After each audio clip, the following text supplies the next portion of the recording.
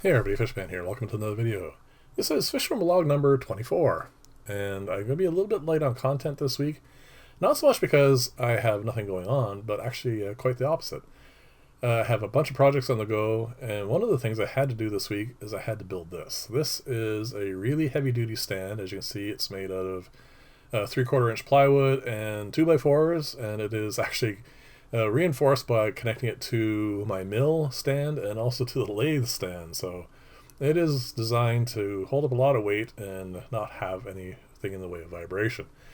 Now, what it's holding up, I'm going to leave for a future video because I want it to be a bit of a surprise, but it is necessary for some work things I need to do, and also I have a lot of ideas for DIY projects that this is really going to come in handy for, but I still have to make some things for it. And we'll see when I get to that point. You get to have a look and see what it is. But anyway, it's going to be really useful, and it's the first big piece of equipment I bought in a very long time. I wanted to show you these guys. These are my OB convicts. They're a wonderful pair. They are very good parents, and most importantly and unusually is they're good to each other. They don't beat each other up. Unfortunately, they're very good at breeding, so I put them up in here with my African cichlids so that I was hoping that they wouldn't breed too much. As you can see, there's a little puddle of small fry in there. And unfortunately, because of this tank, even though they're great parents, I don't think there's any way that they're going to be able to raise them. They're going to end up getting eaten. But the unfortunate thing about convicts, and most South Americans for that matter, is they end up having so many babies, there's just nothing you can do with them. I mean, I have really no place to put the ones I already have. So sad as that is, they will probably just end up getting eaten. So this is the tank that's going to become the paludarium. And this is what it looked like when I first had to get water change done and had it all cleaned out. And as you can see, the box filter is doing quite well. This is the box filter a few days later, and as you can see, if you look at the polywool there, it is pulsating up and down, and that is actually a really good way I find of indicating that this filter needs to be cleaned. And as you can see, it vibrated enough that it had loosened the lid up, it had slid up a little bit. Not really important, it just means the water is going to go down through the top instead of sucking up through the holes at the bottom. But anyway, it was just something I want to throw in here because it's actually a good way, if you want to have box filters, of knowing when you need to get them clean, because, well, they're designed to be fairly fine particle filters as well, so it is something that you should keep an eye on if you're interested in this style. The stuff on the bottom there, that is just open pore sponge. I had a little bit left over when I was making the bi-wheels and whatnot, and I had found it. And I didn't want to, just discard it. So I just cut the small squares, so a little round hole in the middle. And that won't plug up. So it is just more of a biological aspect to it. And I keep this normally in my pleco tank to keep it cleaned. And once it's done here, it's just going to go straight back into that. And it does a really good job. So this is the bio wheel.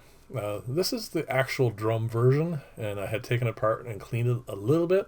All I did actually was just rub my hand on it and just put it in some tank water and got the algae off it. And as you can see, it cleans up really nicely. There's actually really little in the way of wear on this, except on this one piece here. It doesn't show up very well on the camera, but if you look at the central shaft here, this is where the Delrin rod ran, and you can see little bits of wear and tear on that. But that's not really that important. All these pieces are going to be reusable. There's really nothing wrong with them. At first I thought this had been rubbed a bit, but it's just the water stain that had dried there. I gotta take it off with my finger, and it's no big deal at all.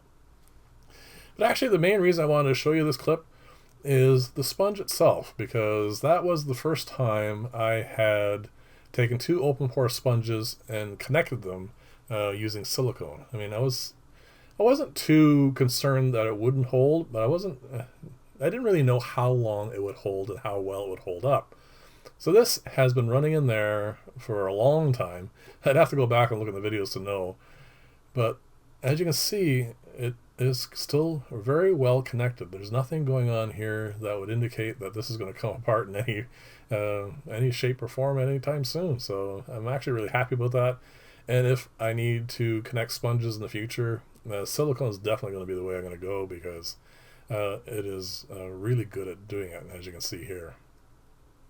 So if you remember from last week, I had taken a tray and put it in a tank to see if some Serpae tetras would breed in it. So I left it in there for, I think, about 4 or 5 days. This is my cat, by the way. And he, as cats like to do, he's just inspecting to see what's going on here.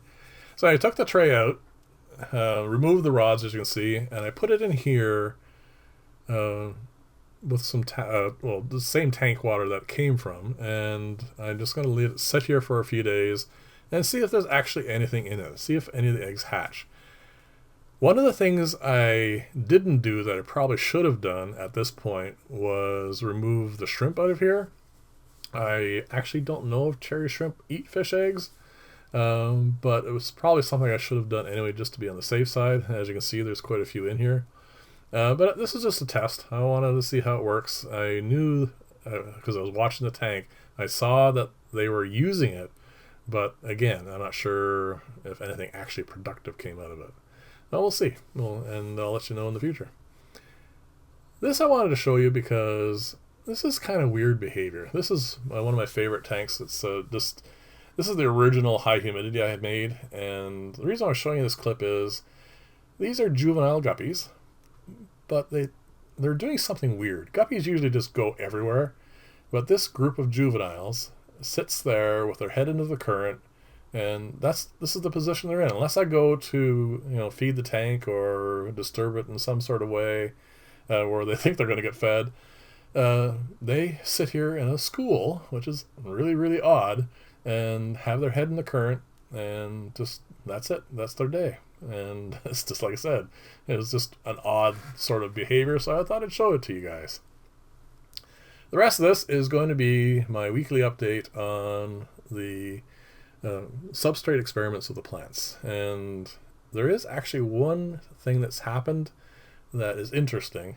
It's not significant yet, but it's interesting. This is the all gravel one, of course, and the fish are doing really well. The babies are growing.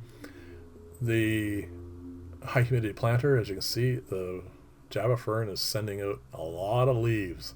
That's not unusual and not really any different than the others, but it's, like I said, that's expected.